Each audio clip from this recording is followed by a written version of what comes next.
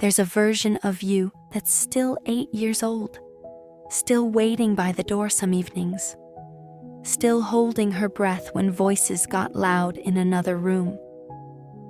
You grew up, got taller, got busier, got better at pretending it didn't matter. But she never actually left. She just learned to wait more quietly. She noticed things adults thought she was too young to notice.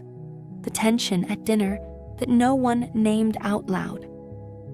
The way praise came easily for being good, quiet, easy to manage, and came slower, or not at all, for simply being herself. She learned early which parts of her were welcome in the room and which parts made people uncomfortable.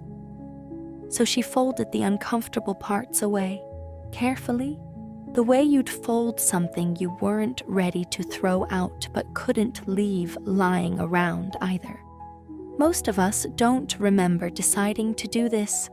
It wasn't one dramatic moment. It was 1,000 small ones. A joke that landed wrong and taught her to be less loud. A need that went unmet enough times that she stopped voicing it, not because it disappeared, but because asking had started to feel more painful than just going without. By the time she became an adult, she had gotten remarkably good at needing very little out loud, while quietly needing so much underneath. She remembers, faintly, a specific afternoon. Nothing dramatic happened. She had made something at school, something small and proud, and she ran home, ready to show it to someone. But the house was tense that day, voices clipped, and there wasn't room for her small, proud thing in the middle of it. No one was cruel. No one said anything at all, really. She just quietly put it away and never brought it back out. It became one more thing she learned to want less loudly. This is why, decades later, certain things still catch her off guard. A tone of voice that has nothing to do with her present life still sends a jolt through her chest. A minor disagreement with someone she loves suddenly feels like it might end everything, and she can't quite explain why the stakes feel so much higher than the moment calls for. She finds herself over-apologizing, over-explaining, working hard to be easy to love, without ever quite trusting that she already is. For a long time, she thought this meant something was wrong with her as an adult, that she was too sensitive, too reactive, too much. What she didn't realize is that she wasn't overreacting to the present moment at all. A much younger part of her was reacting to something that felt eerily familiar, using the only tools she had back then, because no one ever came back to tell that part of her the danger had passed. She began noticing the moments this showed up as an adult, too.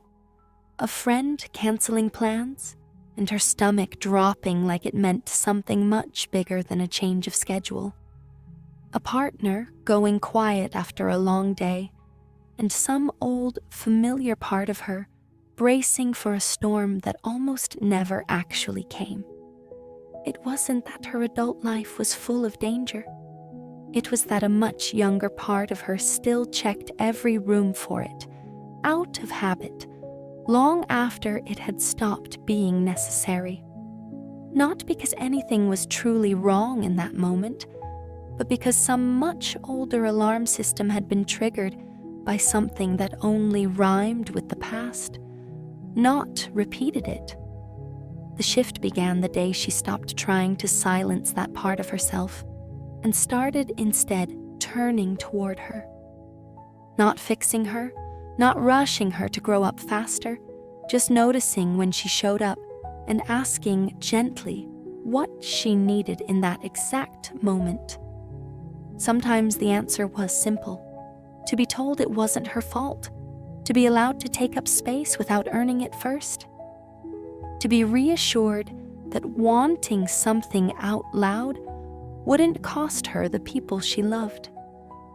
she started keeping a small, private practice of writing to that younger self, the way you'd write to someone you'd been distant from for years, but never stopped loving. Not long letters, sometimes just a sentence. You were not too much. You did not deserve the silence you got instead of an answer. I see you now, even if no one did back then. Slowly, something that had been clenched for years began, carefully, to loosen. This isn't about blaming where you came from, or staying stuck looking backward instead of living forward.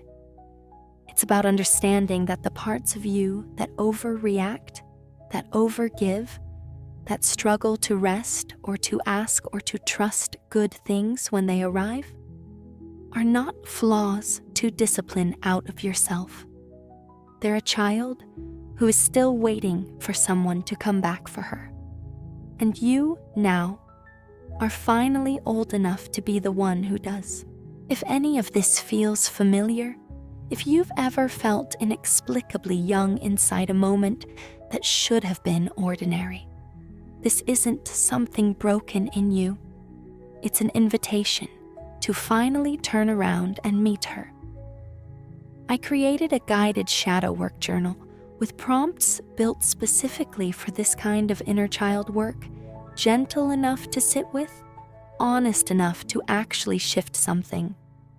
You'll find it linked in the description if you're ready to start that conversation with her.